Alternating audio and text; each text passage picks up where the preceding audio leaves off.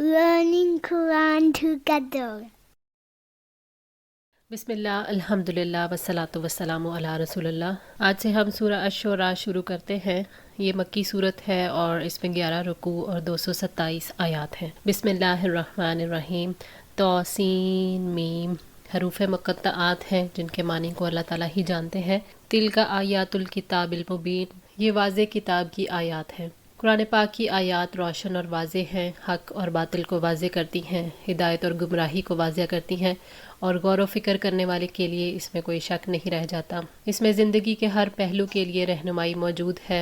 अल्लाह ताला ने फरमाया कुरआनन अरबियन गैर ज़ी इवाजिन लअल्लहुम यत्तकून, ये अरबी कुरआन है जिसमें कोई टेढ़ नहीं ताकि वो बच जाएं।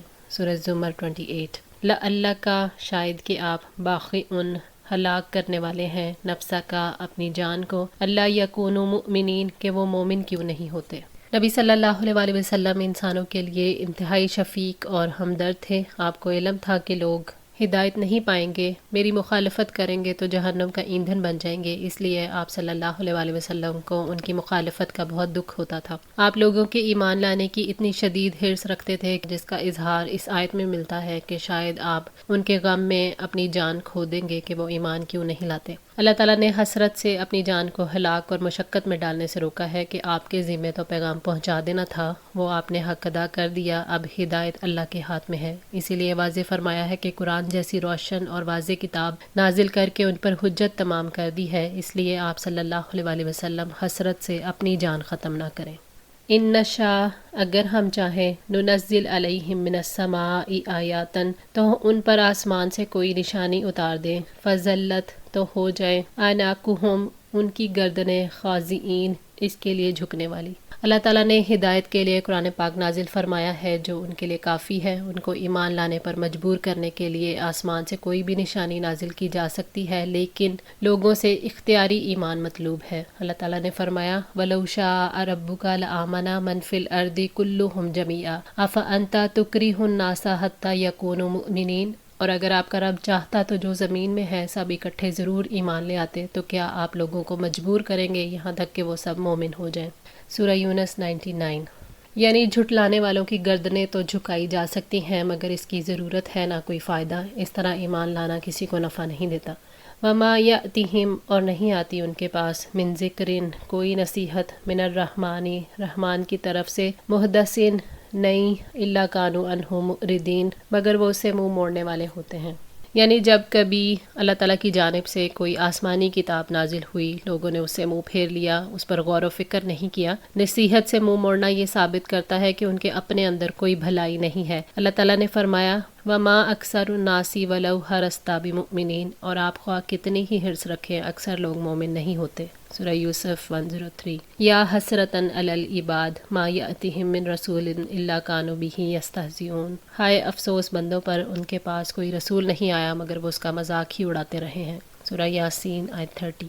फ़क़द कज़्ज़बू बस यकीनन उन्होंने झुटला दिया, फ़सयअतिहिम अनबाउ तो अब जल्द ही उनके पास खबरें आएंगी, मकानु बिही यस्तहज़िऊन जिसका ये मजाक उड़ाते थे। यानी उन्होंने हक को झुटलाया, अब वो अपने झुटलाने का नतीजा भुगतेंगे। अल्लाह ताला ने यहाँ एहसास दिलाया है कि ये अजाब तो तुम आँखों से दिखोगे और ख़ुद ही खबर बन जाएगी। ऐसी मुसीबतें नाजिल होंगी कि लोग गलियों बाज़ारों में उसकी दास्तानें सुनाते फिरेंगे। अवलम यरो इलल अर्दी, और क्या उन्होंने ज़मीन को नहीं देखा, कम अनबतना कितने ही उगाए हमने, फ़ीहा मिन कुल्ली ज़ौजिन करीम उसमें हर किस्म के उम्दा जोड़े। अल्लाह ताला ने ज़मीन की नबातात से उनके मौजज़ाती तौर पर उगने का शऊर दिलाया है। अल्लाह ताला ने तवज्जो दिलाई है कि जिसके रसूल की मुखालफत की जा रही है और जिसकी किताब को झुटलाया जा रहा है वो सब पर कमाल दर्जे का गलबा रखता है, अजीम कुदरत वाला है, जिसने ज़मीन बनाई फिर नबातात उगाई, जिसने जानवरों और पौधों के तरह तरह के जोड़े पैदा किए जो बहुत खूबसूरत और बेहद फ़वाइद रखते हैं। इन्ना फ़ी ज़ालिका लआयातन, बेशक इसमें यकीनन एक निशानी है, वमा काना अक्सरुहुम मुमिनीन, और उनमें से अक्सर लोग ईमान लाने वाले नहीं हैं। बेशक पौधों की ज़िंदगी में यानी ज़मीन की ज़िंदगी में मौत के बाद दोबारा ज़िंदगी की दलील है। एक ही ज़मीन है, एक ही जैसे आसमान से पानी बरसता है, एक ही सूरज से नबातात सारी एक जैसी नहीं होती, हज़ारहा किस्मों की नबातात होती हैं। نباتات کی بے شمار اقسام کے باوجود یہ اللہ تعالیٰ کے مقرر کردہ قوانین کے تحت ہی اگتی بڑھتی اور پھلتی پھولتی ہیں، ان میں ایک خاص نظم و ضبط پایا جاتا ہے۔ زندگی اللہ تعالیٰ کا معجزہ ہے، لیکن یہ معجزہ زمین پر عام طور پر بہت آہستگی کے ساتھ جاری رہتا ہے۔ مثلاً پودوں اور جانوروں کی صورت میں اگر اچانک مٹی سے جانور نکل آئے تو انسان اس سے خالق کے ہونے کا کوئی سبق نہیں لیتا۔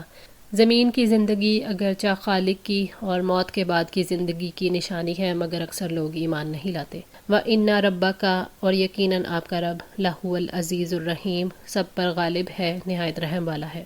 یعنی اللہ تعالیٰ زبردست قوت والا، کمال غلبہ رکھنے والا ہے، وہ جو چاہے جب چاہے سزا دے سکتا ہے، مگر وہ نہایت رحم والا ہے، مسلسل سنبھلنے کے لیے موقع دیتا ہے اور ان کی سرکشی پر گرفت نہیں کرتا۔ اس کے بعد اللہ تعالیٰ نے تاریخ انسانی سے عبرت والے واقعات بیان کیے ہیں، جن کا مقصد یہ ثابت کرنا ہے کہ اللہ کی آیات کو جھٹلانے کا انجام ہلاکت ہے۔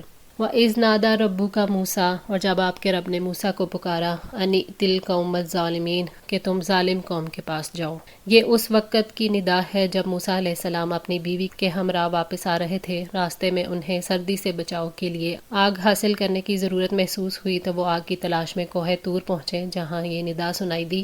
اللہ تعالیٰ نے طور کی دائیں جانب سے موسیٰ علیہ السلام کو آواز دے کر حکم دیا تھا، اسی کا بیان ہے۔ اللہ تعالیٰ نے موسیٰ علیہ السلام سے کلام کیا، انہیں اپنا رسول بنا کر حکم دیا کہ فرعون اور اس کے سرداروں کے پاس جا کر انہیں سمجھاؤ کہ وہ اللہ تعالیٰ کی مخلوق پر جبراً مسلط ہیں۔ انہوں نے زمین میں تکبر کر کے ظلم کیا ہے اور فرعون نے خدائی کا دعویٰ کر کے ظلم کیا ہے۔ قوم فرعون، فرعون کی قوم، الا یتقون، کیا وہ نہیں ڈرتے؟ قوم فرعون جس نے ظلم کیا ہے، انہیں سمجھاؤ، کیا وہ گناہ کرتے ہوئے اللہ تعالیٰ سے نہیں ڈرتے؟ اس نے تمہیں پیدا کیا، رزق دیا اور تم نے اس کے جواب میں کفر کیا۔ قال ربی، اس نے کہا اے میرے رب، انی اخافو، یقیناً میں ڈرتا ہوں، ان یکذبون، کہ وہ مجھے جھٹلا دیں گے۔ کلیم اللہ نے اپنی بشری کمزوری سامنے رکھی کہ مجھے ڈر لگتا ہے کہ فرعون اور اس کے سردار مجھے جھوٹا سمجھیں گے اور مجھے جھٹلا دیں گے۔ وَيَضِيقُ صَدْرِي، اور گھٹتا ہے میرا سینہ، وَلَا يَنطَلِقُ لِسَانِي، اور نہیں چلتی میری زبان۔ فَأَرْسِلْ إِلَىٰ ہارون، لہٰذا آپ ہارون کی طرف وحی بھیج دیں۔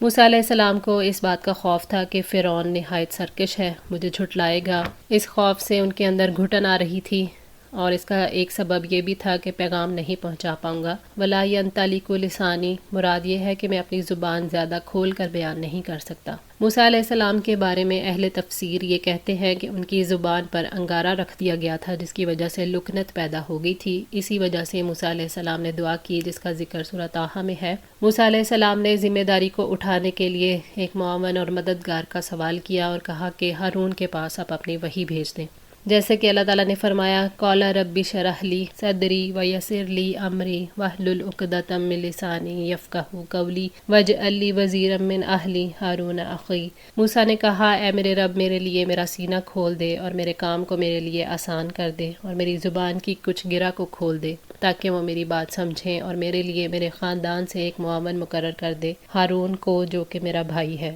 سورہ طٰہٰ آیت 25-30۔ موسیٰ علیہ السلام چاہتے تھے کہ مروب ہوئے بغیر تبلیغ کر سکیں، اس لیے انہوں نے ایک طرف شرح صدر، زبان کی گرہ کھلنے اور کام کی آسانی کے لیے دعا کی، اور دوسری طرف ہارون علیہ السلام کی طرف وحی رسالت بھیجنے کا مطالبہ کیا تاکہ ظالموں سے وہ جو کچھ بھی کہنا چاہیں ہارون علیہ السلام اسے ان کے دلوں کے اندر اتار دیں۔ وَلَهُمْ عَلَيَّ ذَنْبٌ، اور مجھ پر ان کا ایک گناہ بھی ہے، فَأَخَافُ، بس میں ڈرتا ہوں، أَن يَقْتُلُونَ، کہ وہ مجھے قتل کر دیں گے۔ موسیٰ علیہ السلام کے ہاتھوں قوم فرعون کا ایک شخص غیر ارادی طور پر قتل ہو گیا تھا، اور انہیں اندیشہ تھا کہ قبطی انہیں قصاص میں قتل کر سکتے ہیں، اسی وجہ سے وہ مصر سے بھاگنے پر مجبور ہو گئے تھے۔ اس واقعے پر اگرچہ کئی سال گزر چکے تھے، لیکن اس بات کا امکان موجود تھا کہ فرعون قتل کرنے کی کوشش کرے، اس لیے موسیٰ علیہ السلام کا خوف بلا جواز نہیں تھا۔ قال کلا، فرمایا ہرگز نہیں، فاذهبا بآیاتنا، بس تم دونوں جاؤ ہماری نشانیوں کے ساتھ، انی معکم مستمعون، یقیناً ہم تمہارے ساتھ خوب سننے والے ہیں۔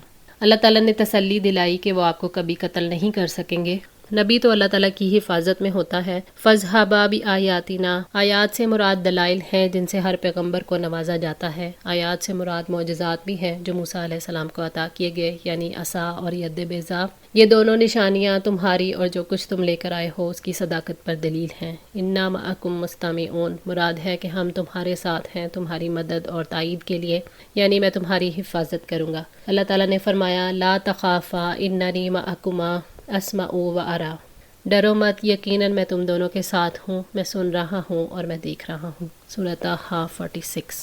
آج کے لیے اتنا ہی. دعا ہے اللہ تعالیٰ ہماری اس کوشش کو قبول فرمائے، ہماری غلطیوں کوتاہیوں کو معاف فرما کر ہماری اصلاح فرمائے. جزاکم اللہ خیر. والسلام علیکم ورحمۃ اللہ وبرکاتہ.